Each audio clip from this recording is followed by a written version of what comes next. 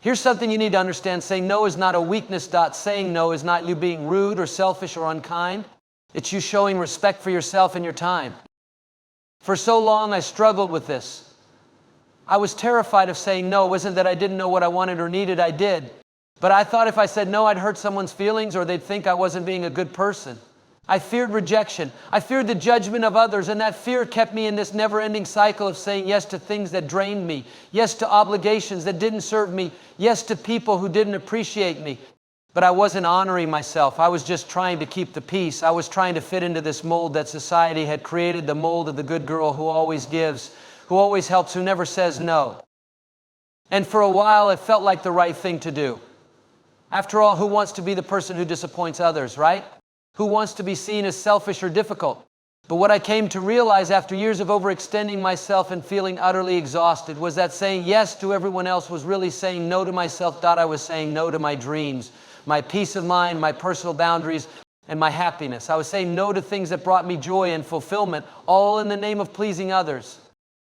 But let me tell you, saying no is a form of empowerment. It's an act of self-respect.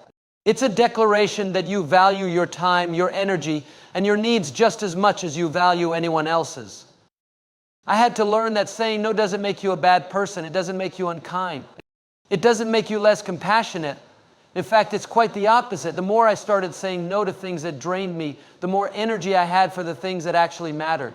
I found myself saying yes to things that lit me up, things that nourished my soul, things that allowed me to grow and thrive. Saying no gave me the space to say yes to what was really important. Let me share a personal story with you. There was a time when I was in a relationship where I kept saying yes to things that I knew deep down weren't right for me. I kept saying yes to compromises that chipped away at my sense of self-worth.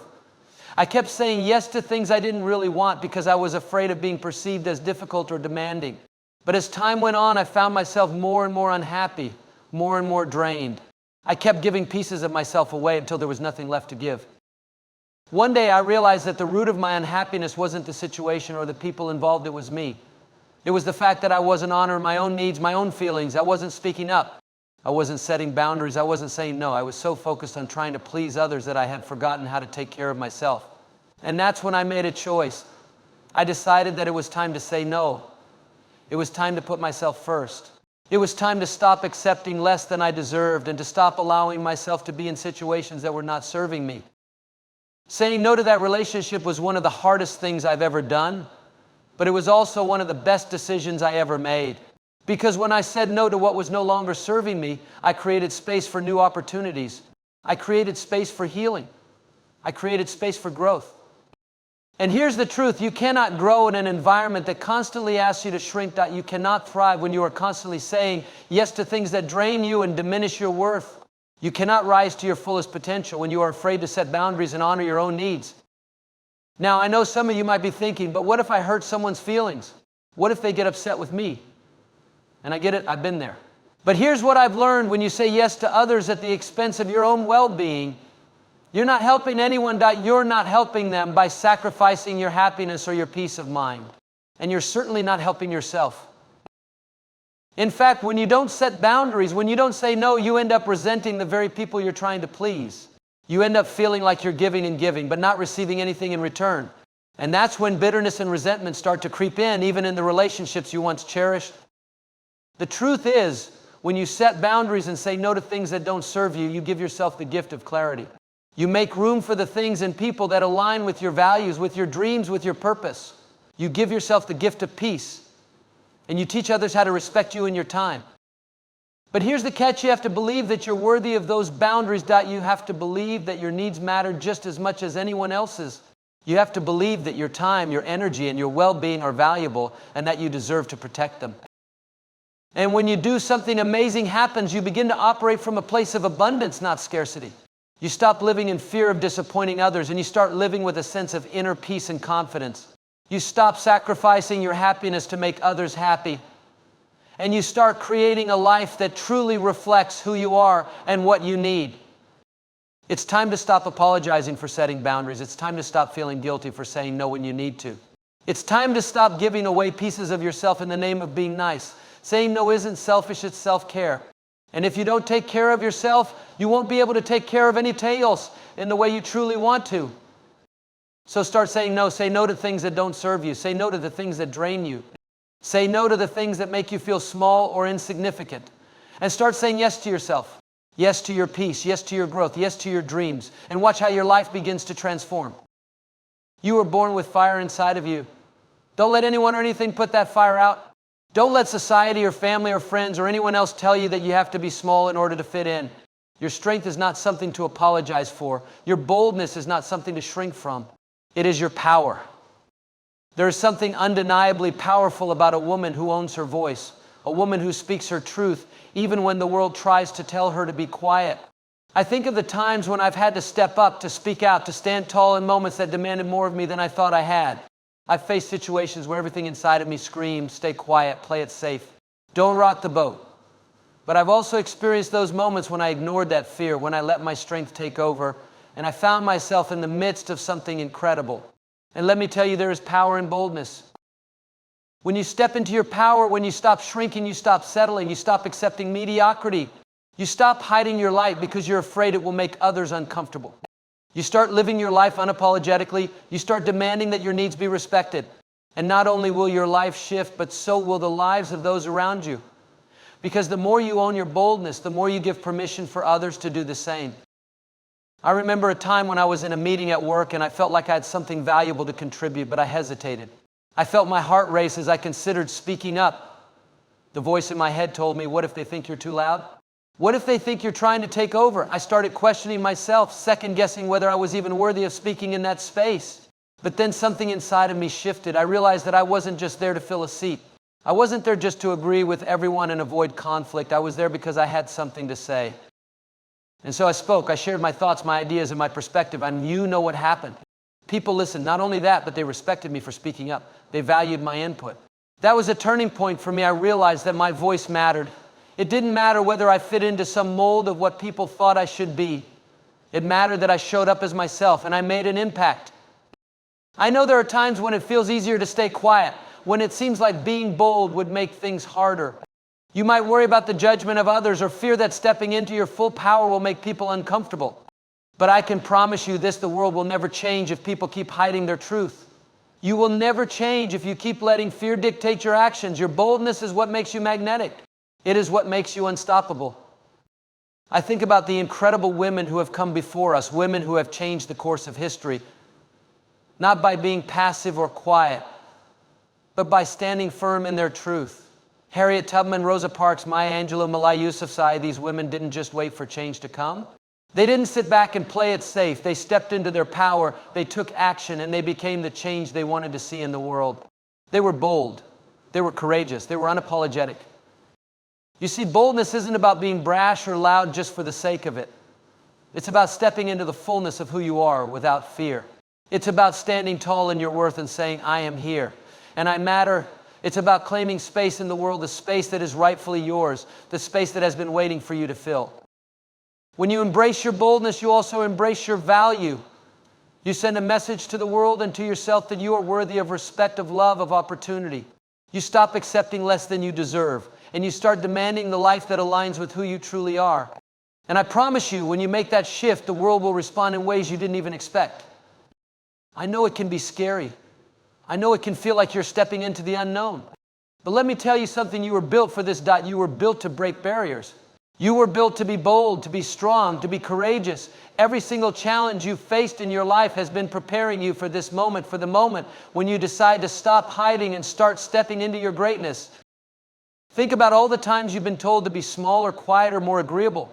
Think about all the moments you felt yourself shrink just to fit into a box that wasn't designed for you.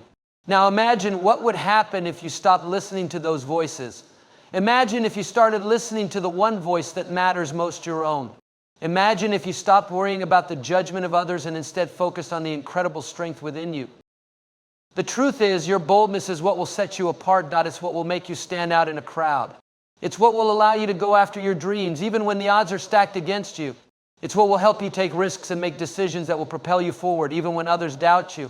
And when you step into your boldness, not only will you see your own power, but others will too. When you stop hiding your fire, when you stop dimming your light to make others feel comfortable, you'll create a ripple effect. You'll inspire other women to do the same. You'll show them that they don't have to settle, that they don't have to play small. You'll encourage them to step into their power just like you did. And before you know it, you'll be part of a movement of women who are standing tall, who are embracing their boldness, who are changing the world. You were born with fire inside of you. It's time to let that fire burn bright. It's time to stop apologizing for your strength. It's time to stop shrinking from your power. Your boldness is your gift to the world. It's time to step into it. You don't have to be perfect. You don't have to have it all together. You don't have to fit into someone else's idea of what success or happiness looks like. You just have to be real. The world doesn't need another flawless, picture-perfect version of you. It needs the raw, unfiltered, unapologetic you, the one who's been through the fire and has come out stronger, wiser, and more determined than ever. The one who isn't afraid to show up as she truly is, imperfections and all. The following days in the survival class were a blur of harsh lessons and difficult realizations. The students, including Zardka, had entered the course with preconceived ideas about medicine and survival, ideas that were quickly being shattered.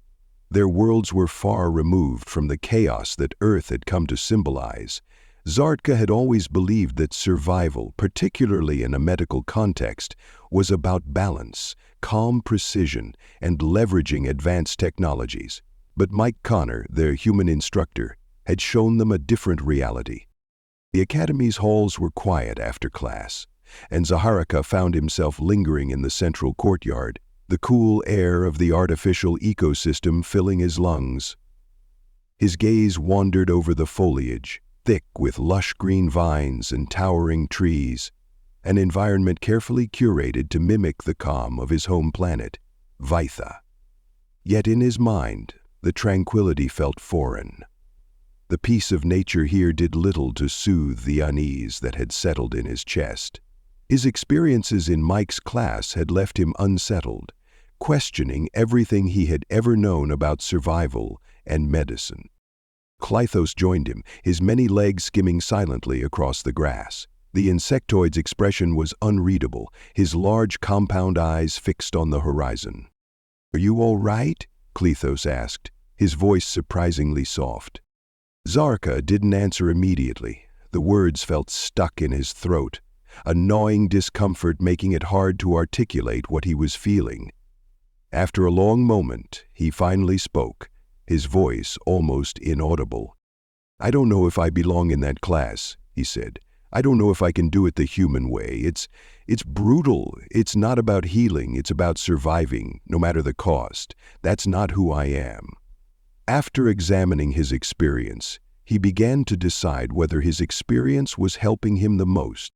Clythos tilted his head slightly, his antennae flicking forward in thought. "You're not alone in feeling that way. I've heard murmurs from the other students. They're struggling with it too. We've been taught to fix things with precision, to save lives with technology. But survival on Earth, it's different. The humans don't care about neatness, they care about getting through it." Zarka lowered his gaze, staring down at the ground, the synthetic grass beneath his feet almost feeling like a cruel imitation of the natural world.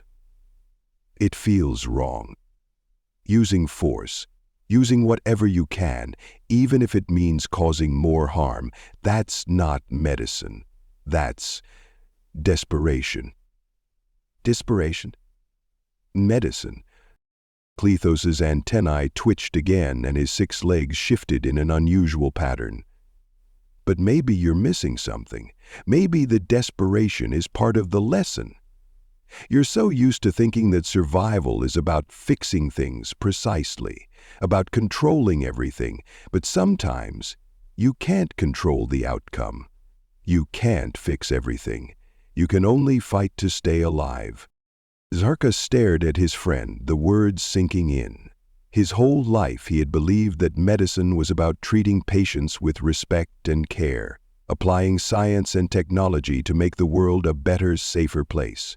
The idea of working with raw, messy survival tactics, of using the body and the environment as tools in and of themselves, was almost incomprehensible to him. But there was something in Clythos's words that rang true. Medicine was supposed to be a tool of compassion, a way to protect life, not to destroy or harm it.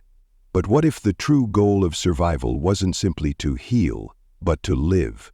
Maybe, just maybe, that was the point of all this. Zarka stood up a little straighter, the beginnings of understanding creeping into his thoughts. "I'm still not sure I can do it," he admitted, "but I'll keep trying. I have to." Zarka's gaze was kind and gentle as he looked at his loved one. Klethos nodded. That's all anyone can do.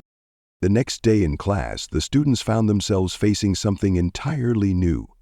The simulation room had been transformed into a forest environment, its dense trees and underbrush a far cry from the sterile, high-tech medical facilities they were accustomed to. The temperature here was sweltering, the air thick with the buzz of unseen creatures. The ground beneath their feet was uneven and rugged, full of roots and hidden pits that threatened to trip them with every step. A holographic projection on the far wall indicated they had only a limited amount of time to complete the exercise. Mike stood at the front, arms crossed and expression unreadable. He surveyed the class with his sharp eyes, as if judging each one individually. "Today's exercise is about something you're all going to hate," he said, his voice carrying the weight of experience. "Yes," Mike replied. "Wounds and injuries in hostile environments are often more than just the injury itself. Sometimes it's the environment that will kill you. You'll need to adapt, and you'll need to move quickly. No hesitation. You've got 5 minutes. Let's see what you can do."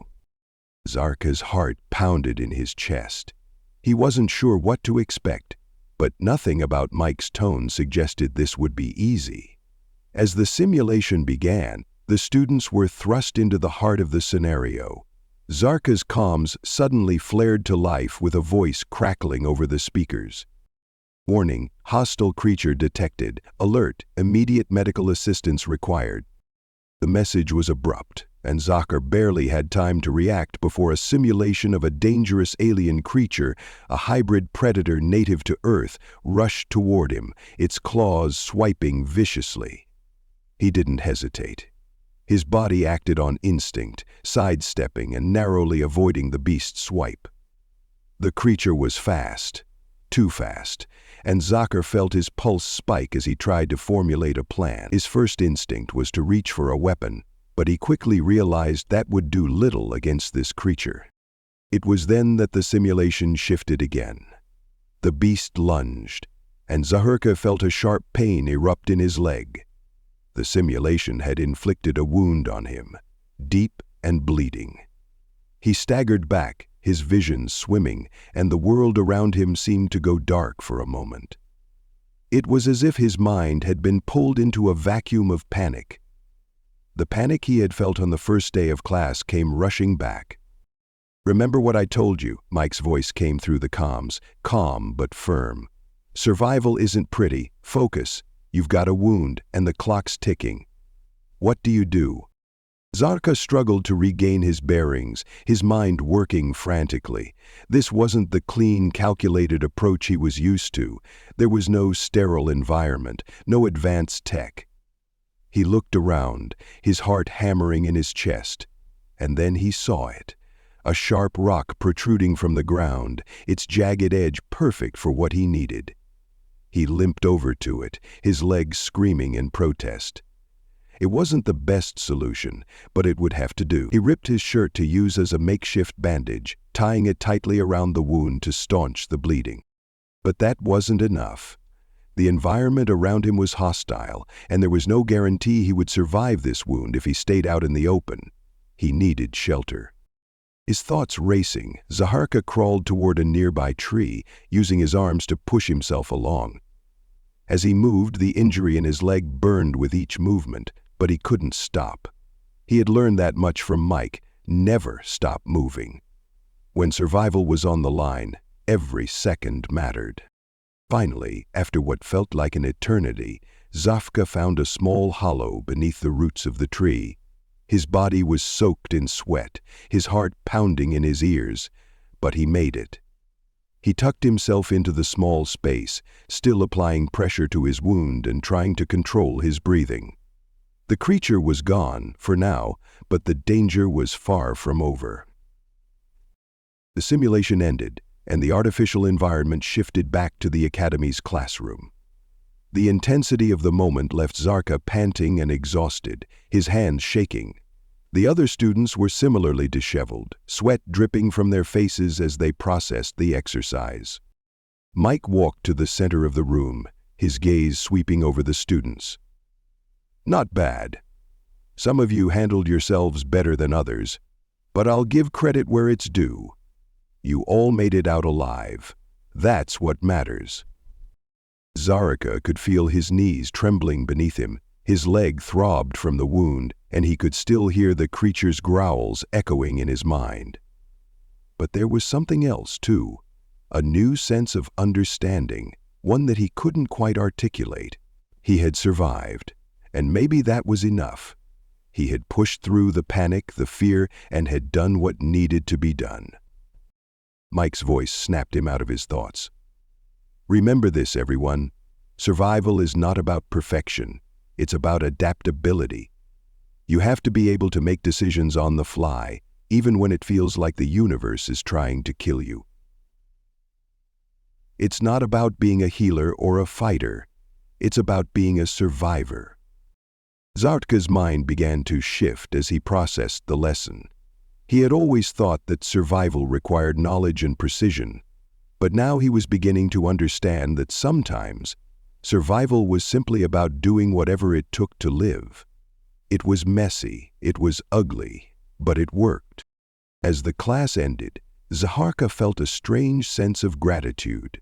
For the first time since the course had begun, he felt like he was beginning to understand the human mindset.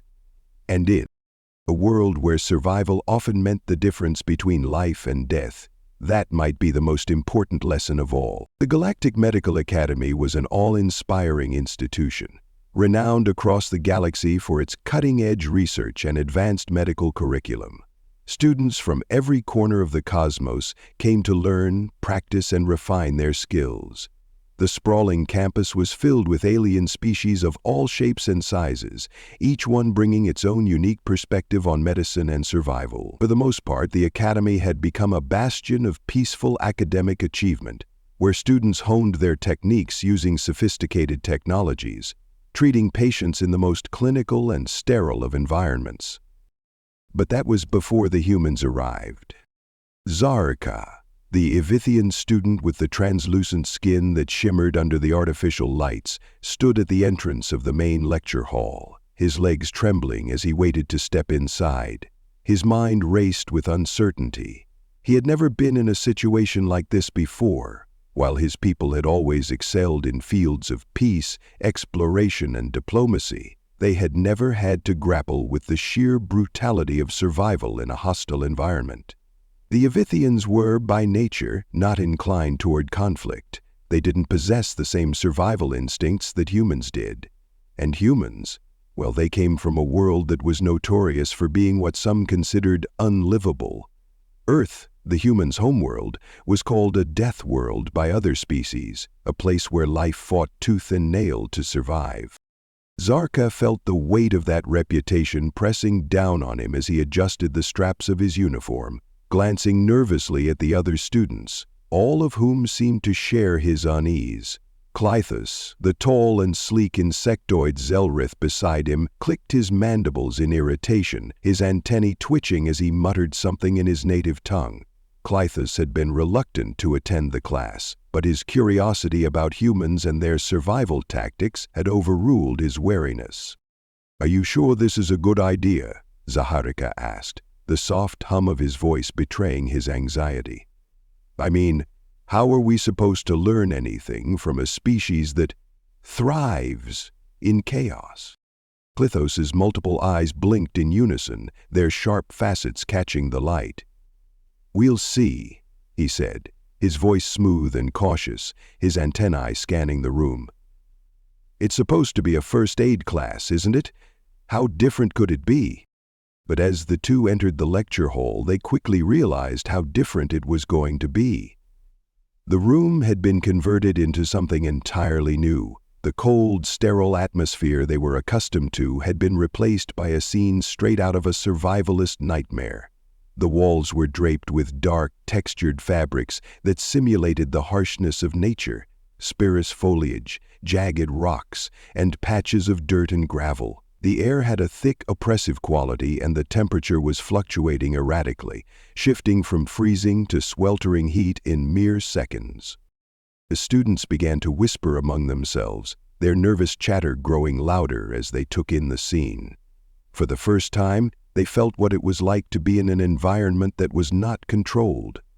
The artificial comfort of their peaceful homeworlds was nowhere to be found. Suddenly, the door at the front of the room opened, and a figure stepped through. He was short by the standards of most species in the room, but his presence was immediate and commanding. The human was dressed in a simple, worn-out uniform that looked like it had seen better days. His brown hair was a little unkempt, and his skin was marked with a series of scars, scrapes, burns, and cuts that had been earned over the course of a lifetime spent surviving in environments that would have killed other species. His name was Dog Partner. His eyes, however, were what truly set him apart. They were sharp, alert, and unwavering, a deep brown that seemed to pierce through the facade of his calm expression. Despite the relatively unassuming appearance, there was an aura of someone who had seen the worst of the galaxy and still lived to tell the tale. Zaharika immediately felt a surge of discomfort. The human's voice cut through the murmurs of the class as he stepped forward. "All right, gather round," he said, his voice gravelly yet strangely calm. "I'm Mike Connor, and I'll be teaching you about human survival. More specifically, I'll be teaching you the basics of first aid in extreme environments. So, let's get something straight right now. This isn't going to be the way you've seen it done in your home worlds. This isn't about clean cuts, sterile bandages, or fancy medical tech. This is about survival. It's about what you do when there's no one else around, when you've got nothing but your wits and your will to live. And let me tell you, the universe is full of situations where that's all you have." Zarika exchanged a look with Clythos. The words were unsettling. Nothing but your wits and your will to live. That was what it meant to survive on a death world? Luckily, Zarika could hear her boss caressing her. Mike continued, oblivious to their discomfort. "So let's start with the basics. You think you know first aid, right? Maybe you've been trained in your species' methods, your medical technology. But what happens when that tech fails? What happens when your med kit gets destroyed? Or worse, when you're stranded in the middle of nowhere with no supplies and no support?" He paused, locking eyes with the students. "You improvise. You use what you have. You learn to make do with whatever you can find."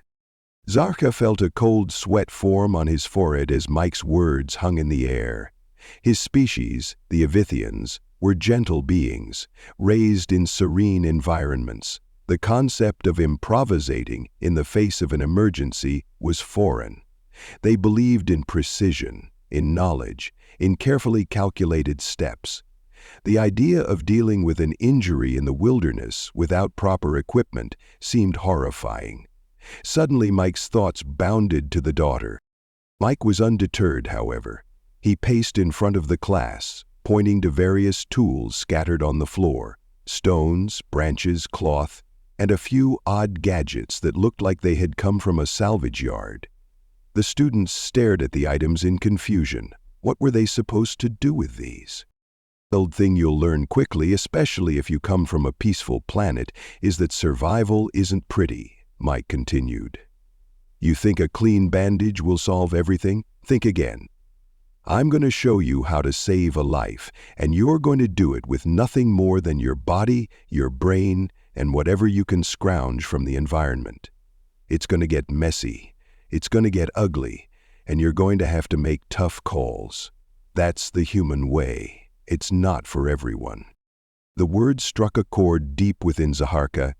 He had been raised with the belief that medicine was about healing, about precision, and about doing no harm. The idea of hurting in order to save was completely alien to him. Mike gave them a moment to digest his words before he turned to one of the nearby simulation dummies. "All right, who's first?" The students stood frozen, none of them daring to volunteer. The humans' methods were harsh, but they couldn't deny that there was a certain sense of authority in his voice, a confidence that could only come from someone who had been through the worst. Finally, Zaharakau's hesitation caught him. This was a test, and he had to face it. Caroline sat on the...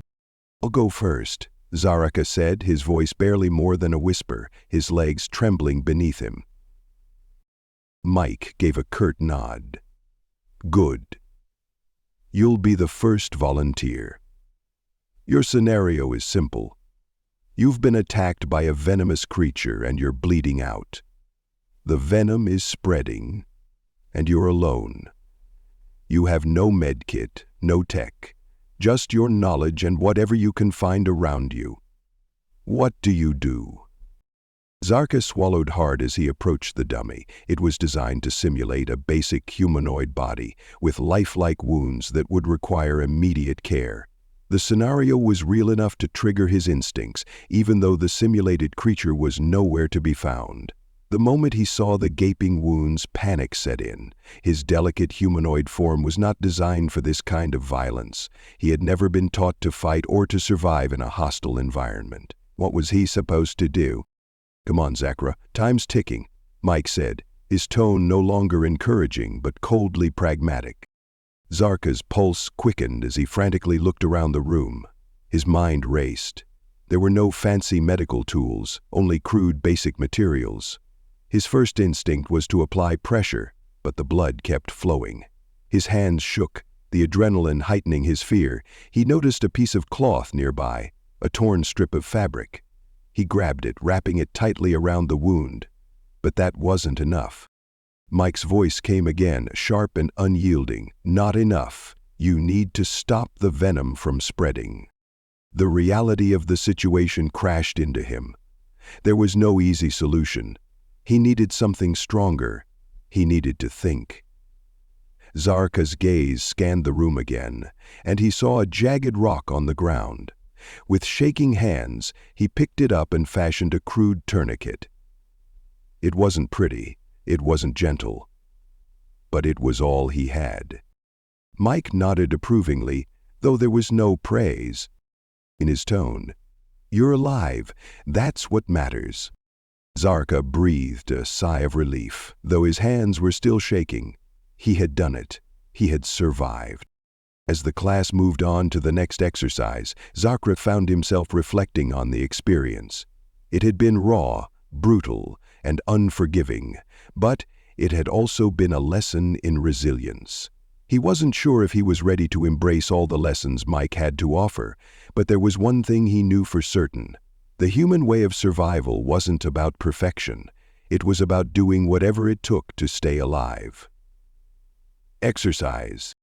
And Zakra had done just that.